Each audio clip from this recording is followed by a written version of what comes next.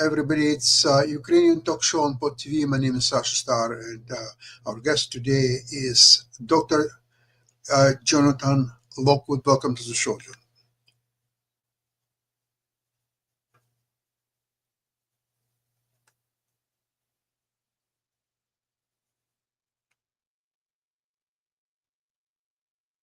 Still waiting.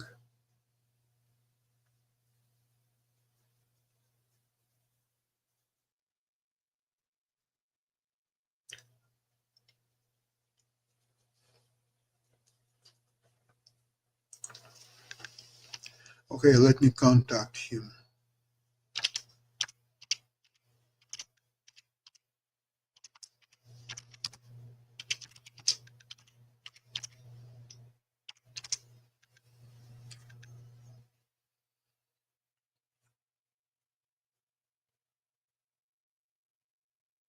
Okay, send message to Jonathan. Hopefully, he will appear soon. Here I am. Here you are. It's magic. Yeah. Okay. Glad to be here as always.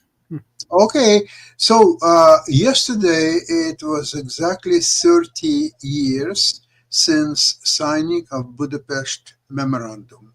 I've looked yesterday at the text of the memorandum.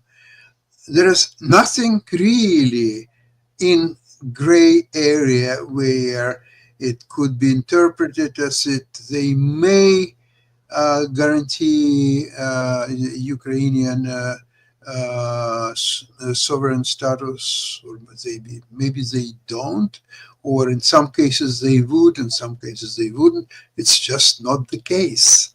It spells out everything. Look, that agreement was so flimsy. I had done a serious study as part of my master's degree for strategic intelligence. It was it's unclassified, but the CIA, it was entitled "The CIS Republics, Nuclear Republics and Nuclear Weapons: Chess Game or Armageddon." And I was examining the perceptions of the four so-called nuclear republics of the former Soviet Union: Russia, Kazakhstan, Belarus, and Ukraine.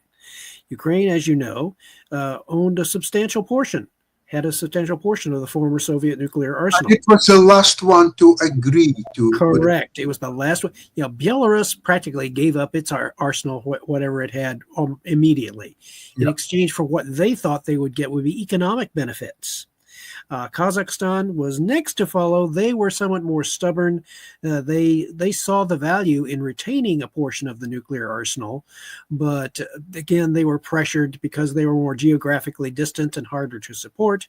They obviously thought that the better course of action would be to go ahead and give it back to Russia so that they could get some concessions, maybe economic benefits as well. Ukraine was the last to go because they clearly, as I had written in an article in Strategic Review in the fall of 1994, that Ukraine saw very clear benefits in becoming a nuclear power in deterring invasion from Russia. That was one of the chief things values they saw in that. And I had also concluded in that article that absent decisive intervention by the West, we would be forced to choose in the not too distant future between increased nuclear proliferation, or which I termed the Scylla, from the Odyssey, or the Charybdis of a Russian-Ukrainian war. And unfortunately, it took a while, but we got the Charybdis of a Russian-Ukrainian war with its accompanying dangers. So now what we have here is a situation. You notice that the reports that we're getting from open sources on both sides, we're getting a lot of conflicting information and conflicting assessments, and from various analysts of varying degrees of credibility and knowledge or expertise. But you get the sense that in the midst of all of this, that we are in fact approaching the culminating point that Clausewitz described in his work on war, that culminating point where a force that is trying to maintain the offensive can no longer do so. It has reached the limit of its ability to maintain the offensive, which, and as a result, this opens up, in theory, according to Clausewitz, this opens up an opportunity for the defender, in this case Ukraine, to undertake a counteroffensive, which would give the initiative back to Ukraine. And we see various signals that could indicate that this would happen, but now, just as Albert Einstein once said, politics is harder than physics. So you have all of these conflicting motivations, conflicting agendas that are at play, not just with Russia and its allies, with their varying motivations and goals. They each have differing goals, which makes it all the more complicated. And yet, among Ukraine's allies, the United States and the various NATO allies. Now, for the NATO allies, their motivation is pretty clear. They want to prevent Russia from ever threatening the rest of Europe. They want to be able to stop Russia here, and that Russia must be defeated in its attempted conquest of Ukraine. At the bare minimum, the bare minimum requirement for this would be an armistice in which Russia is forced to cease its aggression and just be happy with what it has. That would be unsatisfactory to a certain extent for Ukraine, because obviously it means giving up some border territories. But in theory, also, as I pointed out several times before, Crimea still remains the center of gravity of this entire conflict. And if Ukraine is able to, within the next couple of months, to pull off a successful offensive counter move, which isolates the Crimea from Russian resupply and reinforcement, effectively isolating the Russian occupation forces in Crimea, there still remains the opportunity for Ukraine to decisively reverse that occupation and put itself in a much stronger position to enforce a peace. Arjun, I'm surprised about one thing. Now it's 30 years since 1994 and signing of Budapest Memorandum. But 10 years ago, in 2014, it was 20 years since Memorandum. So it wasn't that old yet as it is now. However, when Russia annexed Crimea and started the war in Donbass, so what were the steps, if you remember, of American administration at that time, headed by Obama and what's his name, President Biden? So what they've done, and it seems to me that Biden was a little bit more involved in foreign policies and specifically in Ukraine. So what they've done, according to Budapest Memorandum, did they say that it's a worthless piece of paper, we don't care? How did they explain then their position? I'm not sure if they bothered to explain it at all. I think they just tacitly engaged in appeasement. They sort of go along to get along. Oh, well, Russia will be happy with the annexation of Crimea, and therefore we won't have to experience any further danger of Russian expansionism. Unfortunately, they were wrong. Pure and simple. Strategic miscalculation and the failure of the Obama administration to formulate a sound strategic doctrine and grand strategy for the post-Cold War era. They thought that, I just don't think that they thought it through very well at all. So U.S. Administration at the time specifically neglected to do anything, even the note, That's correct. That is correct. You are seeing the result. You are seeing the accumulated consequences of strategic neglect on the part of the U.S. foreign policy and military establishment to formulate a sound and coherent and sustainable strategic doctrine and military strategy for the post-Cold War period. And they thought that that the Pentagon obviously thought that maintaining what they called full spectrum dominance, which, by the way, full spectrum dominance is not a strategy. It really isn't, because if you really break down what full spectrum dominance translates to in budgetary terms, how do you execute full spectrum dominance in military budget terms? Well, really, it translates into more of everything is better. Really, that's to be sure. The Pentagon in the United States does not have full spectrum dominance, because there is one part of the spectrum that they have completely neglected, and that is space. They have the ability to use space, but they do not have the capability for dominating and controlling space and ensuring that it is not disrupted by the counterspace efforts of Russia and China. Now, Russia has, in its own statements, more than once alluded to the possibility of Russia being able to disrupt U.S. use of space through its own counterspace actions. And this has actually been wargamed in previous war games going decades back, that Russia could in fact do this to great effect. So anyway, full spectrum dominance is not a strategy. It is a bureaucratic mantra for justifying virtually unlimited military spending, in all areas. It does not full spectrum dominance does not prioritize anything. It does not give priority to one form of military power over another.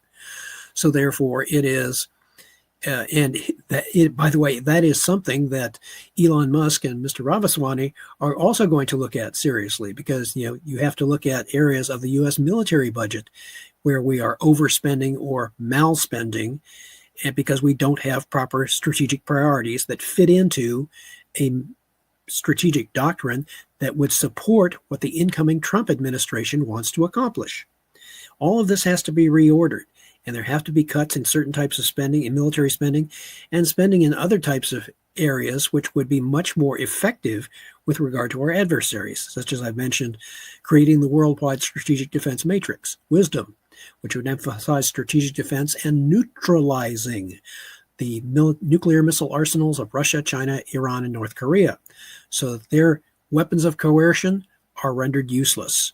Once you have that, Ukraine and other nations who are threatened in one way or another by the nuclear arsenals of our adversaries, they would no longer have to worry about that.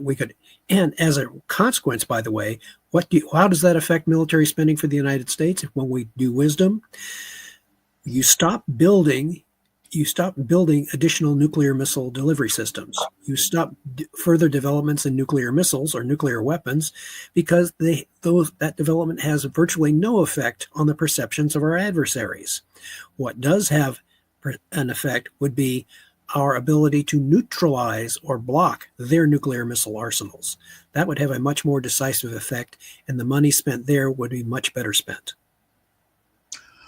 Coming back to 2014, yes. Once the Crimea and Donbass happened, don't you think that Ukraine didn't use any diplomatic means, or maybe even going to arbitrage to enforce the Budapest Memorandum? I think they were very remiss in not doing so. They should have objected much more strongly then. Their political leadership at that time probably did not have either the strategic foresight or the will to oppose what was going on. And they were not getting adequate support, or they were not getting adequate support from the West. It's pure and simple. Yeah. We're not getting it. That's where it all... The West had an attitude much like Neville Chamberlain in the 1930s, assuring peace for our time. And I'd written some editorials to that effect, that the song of peace has undertones of appeasement. And they did not want to pay the price. They did not want to run the risk of short-term military conflict in order to avoid or forestall a much larger war later on. And now guess what? We've got the much larger war. Now, to be sure, Russia, to be sure, 38 is being repeated. Yes, it is. Yeah, we are repeating the sorry lessons of history. And what is happening here, it remains to be seen how decisively will the Trump administration end up playing the role of Winston Churchill. So will they finally sound the alarm? And because there are other European members of NATO who are willing to respond to that call. They are alert to the danger. Especially Finland, for heaven's sake. They're right on the border with Russia. They've just drawn a line in the sand. They've made Russia their opponent. And Sweden is also waking up. So Putin's aggression against Ukraine is having the opposite effect of what he intended. Instead of all the European nations becoming intimidated and kowtowing to whatever Russia wants, now they're digging their heels in, and they are looking to oppose Russia in any way they can to prevent them from conquering Ukraine and using that as a base for further aggressions against NATO. Absolutely. And evidently, there's a lot of now spying and sometimes even sabotage conducted by Russians in Western Europe, in states as well. But it's much more obvious in the case of Western Europe, simply because they cut this telegraph and the internet cables on the Baltic Sea. And a lot of actually sabotage acts were being sort of liquidated, but they were still there. And now they came with a pact of all the intelligence services of Western Europe with a very close coordination between themselves. I don't know if US is being part of it or not yet. Maybe they're waiting for a new administration to come. Now, new administration, Jonathan, from little bits and pieces that some message was sent to Kremlin, and Kremlin replied with some whatever other message. Of course, Trump is insulated from all that, simply because he doesn't say anything. So therefore, but still the preparations are being underway. It's quite obvious. So what do you think the best strategy for Trump actually to achieve it, or he may realize, see, right now he and his people, they're getting intelligence information and all the about this war and its past and present and so on. Don't you think that Trump will realize in next few weeks how complicated this question is? He will realize that it may be, just maybe, he will not be able to achieve what he was set out to achieve. And maybe he will just, okay, he has this Pat Kellogg. Well, he is seeing how the outgoing administration is running counter to his own declared intentions. Yeah, they're trying to rush to get Ukrainian aid, military aid, out the door as quickly as possible before the Trump administration comes in. Which, again, President Trump may well learn a few new lessons. He certainly learned from his first administration, from his first term. He was not used to the ways of Washington. He is now taking great care to have a team that will fully support him in whatever course of action he decides to undertake. So, again, one of Trump's greatest strengths in this situation is his seeming unpredictability. Yeah, the foreign adversaries as well as allies cannot count on being able to predict what Trump will do in any given situation. That is to Trump's advantage. And it is an advantage that he intends to retain as much as possible, to keep his opponents off balance, and to keep his allies respectful of his intentions and of his intelligence. You know, they don't want. He is going to convince them that he is not some dumb, naive, easily manipulated politician. He has never been a professional politician, but he has some very excellent skills for being a leader. And that is it's what the United States needs right now. And right now, in the long run, it is going to be what Europe needs in the long term, a firm and strong and predictable ally, but who has the ability to take his opponents by surprise. So this is a very fascinating situation because you're seeing not only the checks and balances system in the United States being shown in full display, but you are also seeing that what other earlier political observers have noted, that democracies, or in this case, the United States, the constitutional republic, while it may be slow to act or slow to arrive at a firm choice, once it has arrived at a firm choice, it becomes very resolute, very difficult to shake that resolve. This was the case in World War I and World War II, and it may be in the case of the quasi-World War III, the present situation. Well, right now, what we know is that there was an exchange on notes between U.S. and Russian administrations, and essentially, U.S. asked Russians not to escalate, which Russia answered that they don't need anybody's advice what to do and when to do and how to do. Russia is Okay. tried. And Trump is going to take them and says, okay, that's the way you want to play it. We can hit back hard. We can hit back harder. Show me. Show That's me. what Russia will say. Show me. That's exactly right.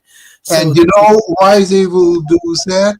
They know that his goal is a peace. They're not very stupid people. They're not the brightest, but they're not very stupid either.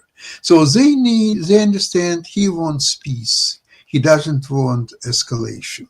He doesn't want to provide Ukraine with a lethal weapons that could actually do some damage to Russians. And therefore, economically, I've read report of 3 leading Russian economists who say that Russia, even if the oil prices will go down to $40 a barrel, they can continue the war at least for 2 years without any problem.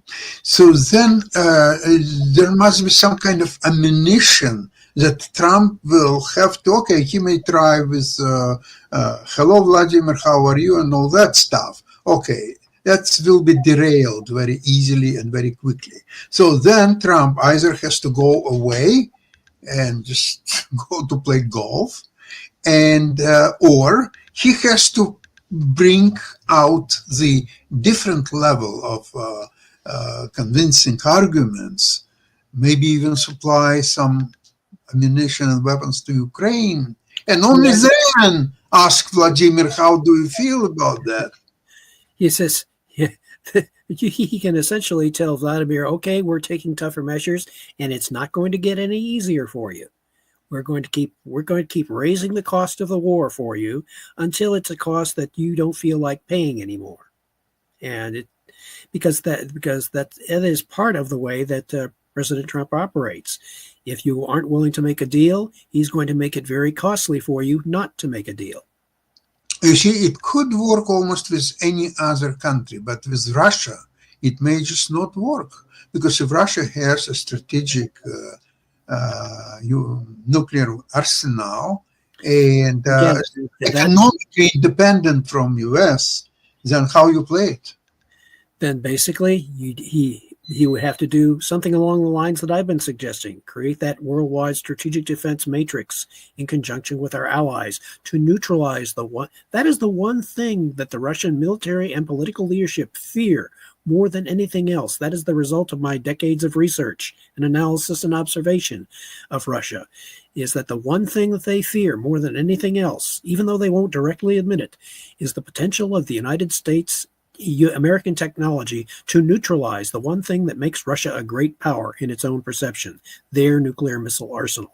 Neutralize that, and when the United States showed signs of doing it during the Cold War with SDI, Gorbachev was desperately trying to convince President Reagan to abandon SDI, even though he did not fully realize that SDI was primarily a research and development program, not an actual deployment program.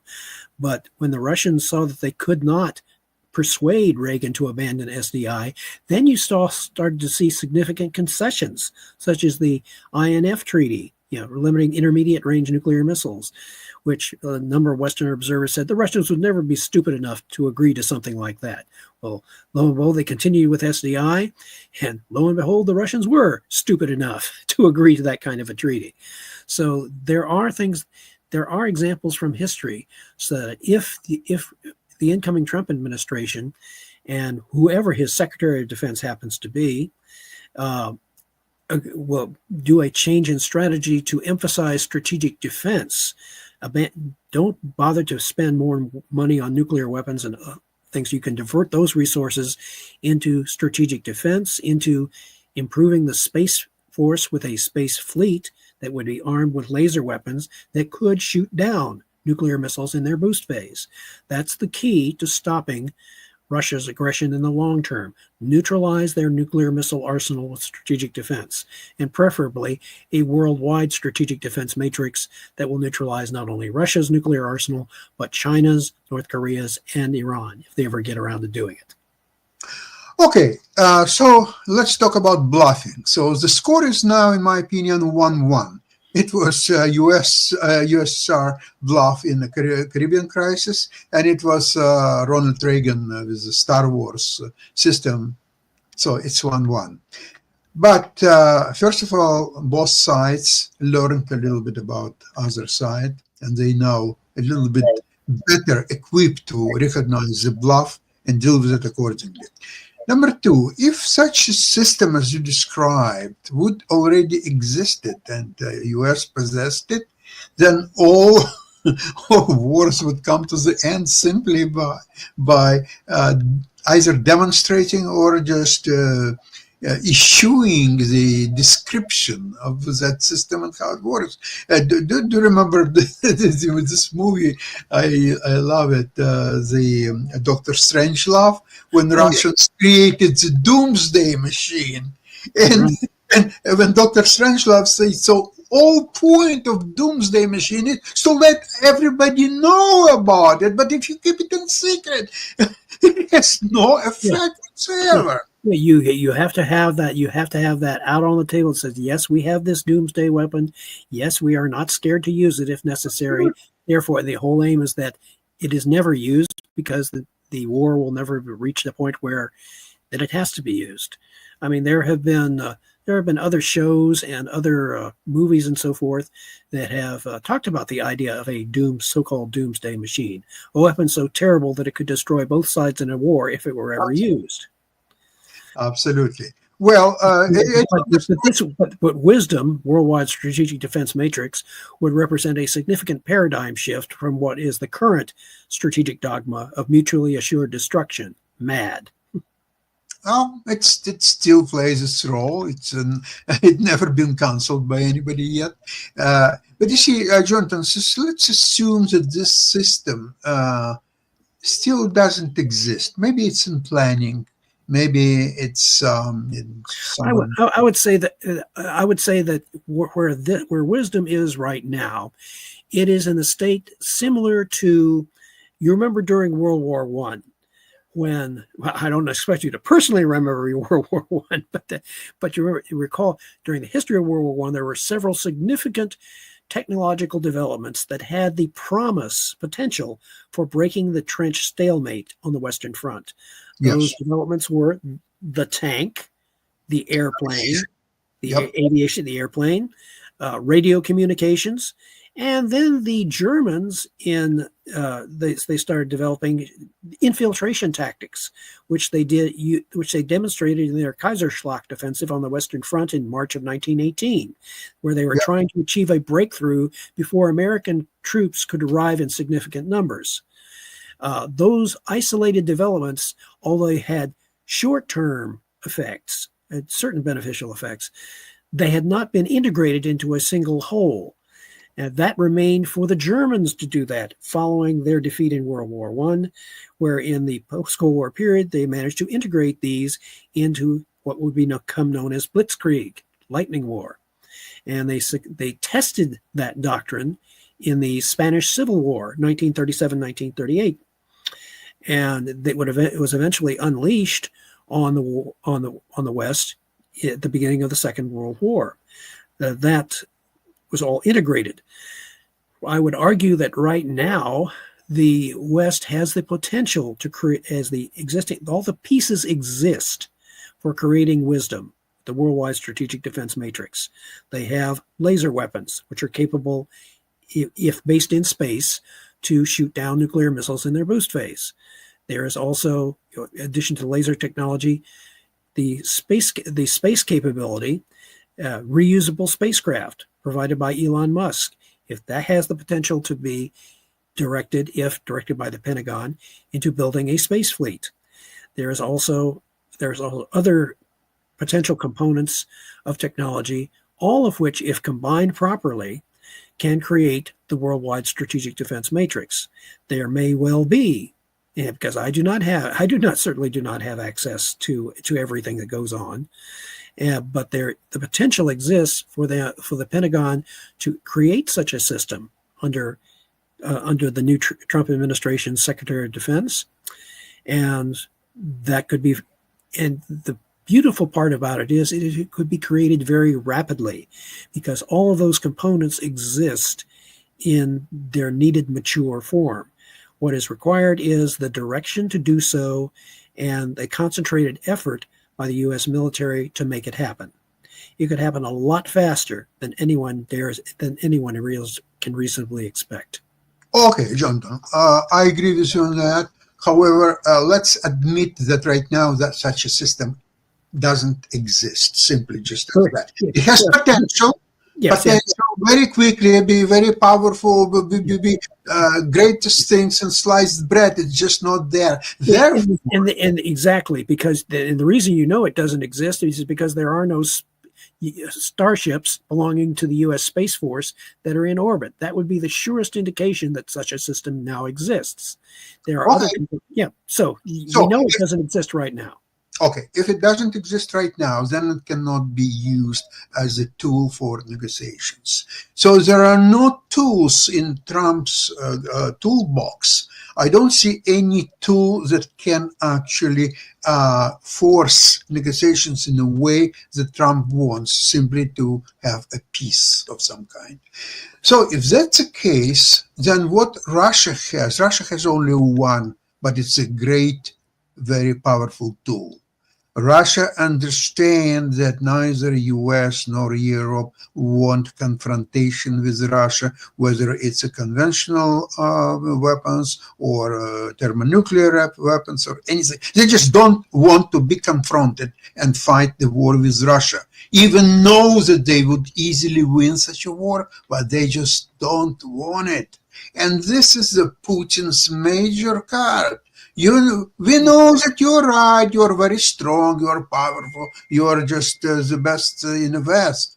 But you know what? When it comes to war, you will run away because you don't want to fight the war with us. Okay, so therefore Trump needs something, because, he's transactional president. So he needs to find something in his toolbox, something to offer to Putin, attractive enough proposition that he will think, okay, you know what, sure, I could, in a few months, I could take over all Ukraine. But this, what you're offering me, is even bigger and better than Ukraine.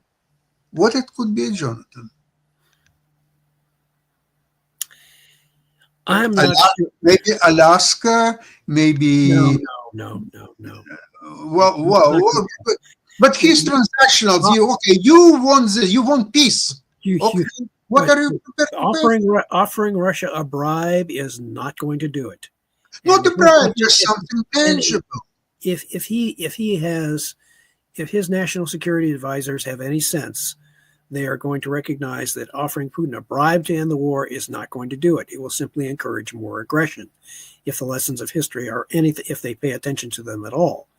So what he has to do, there are other means, for example, by persuading Turkey, a NATO member, to allow NATO naval forces to enter the Black Sea, and thus basically totally block the Russians from being able to reinforce Crimea or to be able to interfere with Ukrainian exports.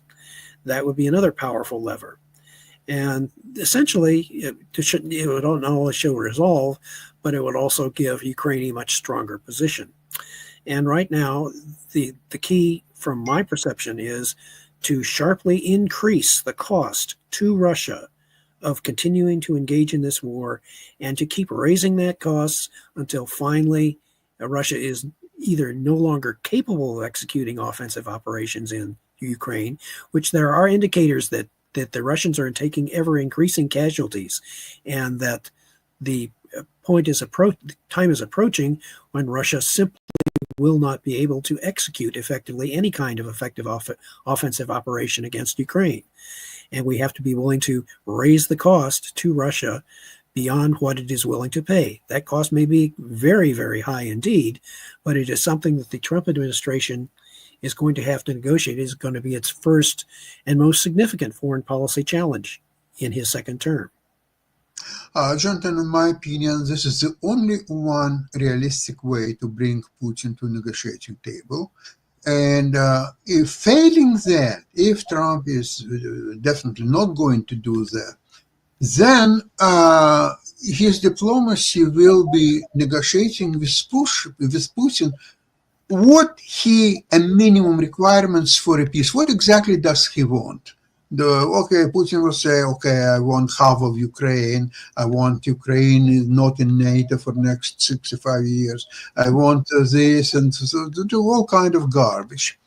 Okay, Trump will try to move him a little bit more from this position, and probably he will. So he will say, no, it's not 65, it's 35 years. And it's not half Ukraine, but 33% of Ukraine.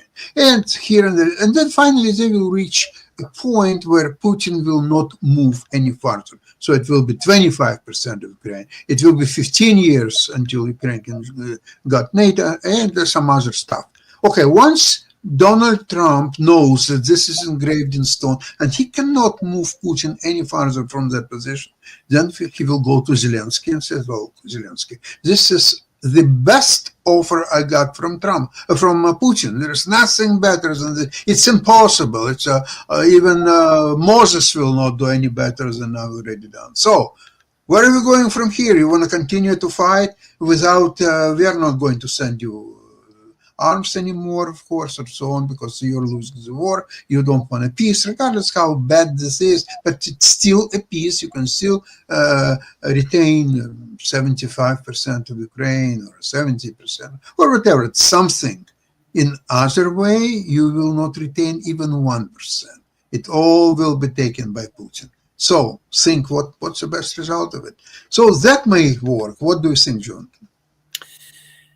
And I would respectfully disagree. This is going to be a major is going to come down to a major test of political resolve for the Trump administration. That's what it comes down to. There is not going to be any cheap, easy, agreeable solution that everyone is happy with. It is going to be a really hard.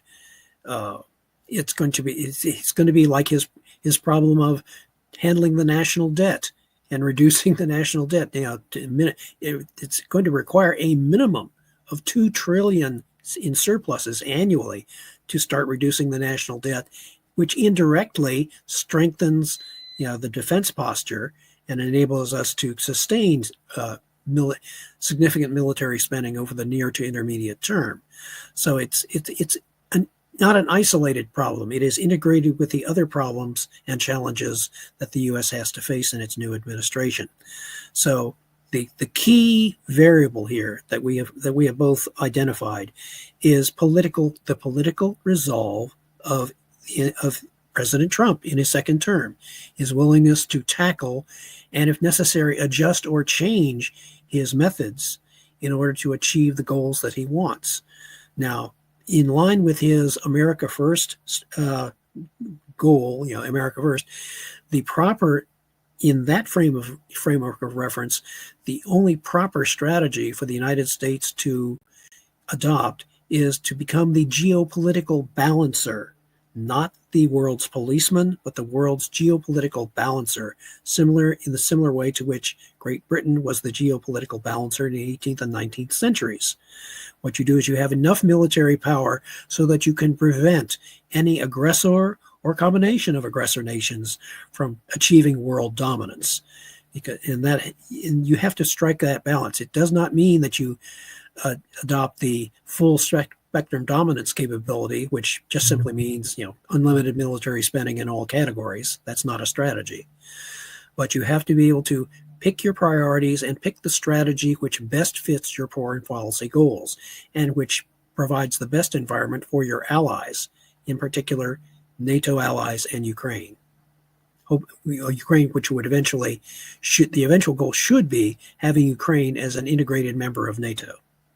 That's how it's resolved for the long term. And Russia may hate it, but they're going to have to learn to live with it. Jonathan, I really believe that something of this kind of agreement will happen, and we'll have to wait next few weeks patiently Yeah. until the ball will start rolling. I hate using that old phrase, only time will tell, because that's not really a prediction. I remember one of my students in one of my classes on predictive analysis used that sentence in one of his term papers. It says, "If I ever see you using that sentence again, you're getting a failing grade." That's not a prediction. That's a cliche. But Mhm. but we the situation right now is very fluid. You're seeing a whole lot of conflicting. We're seeing a lot of conflicting information, a lot of propaganda, and a lot of assertions on both sides that they are on the verge of victory. And we have to look at the hard numbers that Russia has absorbed exorbitant costs in so far a failing effort to eliminate Ukraine. They were originally intending to eliminate Ukraine. They have not achieved that objective. And they do not want to admit defeat, but it's going to come to a point where the United States, in conjunction with its NATO allies, must force Russia to admit defeat. And that's going to be very costly, but it is necessary if you want to preserve the peace over the long term. Jonathan, thank you so much for today's program, and hopefully we'll see you soon again. And in the meantime, have a great weekend, and glory to Ukraine. Bye-bye, everybody.